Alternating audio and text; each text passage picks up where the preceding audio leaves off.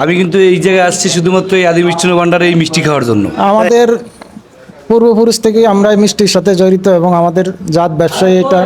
এই গুঙ্গেরহাটের মিষ্টি ভোলা জেলার একটি সুনাম রয়েছে। তা প্রিয় দর্শকবিন্দু, আপনি কি দ্বীপ জেলা ভোলা গুঙ্গেরহাটের মিষ্টি খেয়েছেন কখনো? আর যদি খেয়ে থাকেন, কোন দোকানের মিষ্টি আপনি খেয়েছেন? আজকে আমি এসেছি আদি মিষ্টান্ন ভান্ডারে। এই দোকানটির বয়স প্রায় 70 বছর প্লাস। এই দোকানের ব্যবসা করেছেন 3 প্রজন্ম। আজকে আমরা এখানে 2টি মিষ্টি ট্রাই করলাম।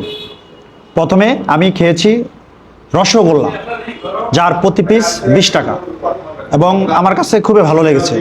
তারপর আমি ট্রাই করেছি গুড়ের মিষ্টি। আসলে অ্যাকচুয়াল যদি আমি সত্য কথা বলি, তাহলে আমার কাছে রসগোল্লাটার চেয়েও এই গুড়ের মিষ্টিটা আমার কাছে খুব ভালো লেগেছে। এবং এই রসগোল্লার প্রতি পিস 25 টাকা। আর যদি আপনি কেজির মাপে নিতে চান, তাহলে গুড়েরটা হচ্ছে 450 টাকা। আর রসগোল্লা যদি আপনি কেজি নিতে চান, তাহলে 380 টাকা। তো আমরা খেলাম, ট্রাই করলাম, আমাদের কাছে খুবই ভালো লেগেছে। আমরা এখানে 2জন কাস্টমারকেও পেয়েছি, ভাইরা মিষ্টি খাচ্ছে। তো আমরা একজন ভাই থেকে জানার চেষ্টা করবো যে আসলে এখানকার মিষ্টির স্বাদ কীরকম। ভাই, আসসালামু আলাইকুম। ওয়ালাইকুম আসসালাম। কেমন আছেন? আলহামদুলিল্লাহ, ভালো আছি। আচ্ছা, আপনি এই আদি মিষ্টান্ন ভান্ডারে কি এই প্রথমে এসেছেন, নাকি এর আগেও আসা হয়েছে আপনার এখানে? আমি আদি মিষ্টান্ন ভান্ডারে আরো অনেক আগে ছিলাম, আপনারা প্রায় 5 বছর আগে। আচ্ছা, কেমন লাগলো মিষ্টি আপনি যে খেলেন? অনেক অনেক অনেক সুন্দর, অনেক সুন্দর। আচ্ছা, 10-এর ভিতরে কত দেওয়া যায়? 10-এর ভিতরে 10ই পেবে, কারণ আমার বাসা হলো বরিশাল। আমি কিন্তু এই জায়গায় আসছি শুধুমাত্র এই আদি মিষ্টান্ন ভান্ডারে এই মিষ্টি খাওয়ার জন্য। বেড়াইতে আইছি তো, আমার বোনাই বাড়ি, তো সেক্ষেত্রে আবার যে চিন্তা করলাম যে না, একটু দূরে যে আমার বাসা বোনাই বাড়ি হলো যে আপনার এই খেওয়াঘাট, ভোলা খেওয়াঘাট, সেখান থেকে এখানে আইছি শুধুমাত্র মিষ্টি খাওয়ার জন্য। তাহলে তো আপনি এখানে প্রায় 20 কিলোর মতো পথ জার্নি করে এসেছেন। জি জি জি। আচ্ছা, তাহলে মোটামুটি আপনার কাছে ভালো লেগেছে? হ্যাঁ, অবশ্যই ভালো লাগছে। আচ্ছা, সেক্ষেত্রে আমাদের অডিয়েন্সকে আপনি কি বলতে চান? আমি বলতে চাই, এখানে মিষ্টি অনেক সুস্বাদু এবং খুবই ভালো লাগে। আপনারা যদি মিষ্টি খাইতে ইচ্ছে করে, অবশ্যই এখানে আসবেন সবাই। জি, আপনাকে ধন্যবাদ। আপনাকেও ধন্যবাদ। প্রিয় দর্শকবৃন্দ, আমরা এই আদি মিষ্টান্ন ভান্ডারের যিনি অনার, আমরা তাকে পেয়েছি, তার সাথে কথা বলবো। দাদা, প্রথমে আপনার পরিচয়। আমার নাম হচ্ছে কমলচন্দ্র দত্ত। আদি মিষ্টান্ন ভাণ্ডার আমি পরিচালনা করি এবং আমি নিজেই মিষ্টি তৈরি করি। আচ্ছা, আপনাদের এই ব্যবসার মূলত বয়স কত বছর হয়েছে? এই স্বাধীনের আগে প্রায় 70 প্লাস। আচ্ছা আচ্ছা আচ্ছা, এই যে 70 বছর যাবৎ ব্যবসা করতেছেন, আপনার সর্বপ্রথম এই ব্যবসাটি কে শুরু করেছিলেন? আমার পিতা অসিত কুমার দত্ত।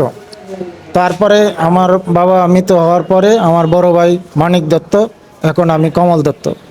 আচ্ছা, কেমন সাড়া পাচ্ছেন আপনারা এই মিষ্টি ব্যবসার জীবনে, কেমন সাড়া পাচ্ছেন?